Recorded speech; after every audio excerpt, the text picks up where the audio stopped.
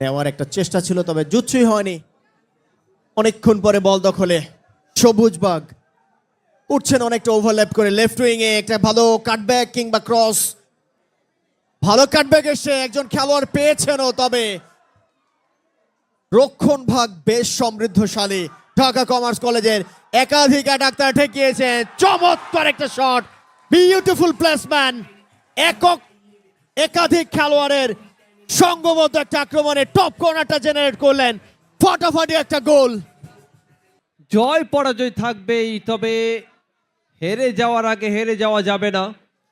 দেখুন কি চমৎকার ফিনিশিং, চেস নাম্বার 11, সেখান থেকে গোলটা করলেন জয়াম। এর আগে তিনি সেমিফাইনালে ম্যান অব দ্য ম্যাচ হওয়ার গৌরব অর্জন করেছিলেন জিয়াম, তিনি অবশ্য ম্যান অব দ্য ম্যাচ হয়েছিলেন। দারুণ সব পারফর্ম করেছেন পুরো টুর্নামেন্ট জুড়েই।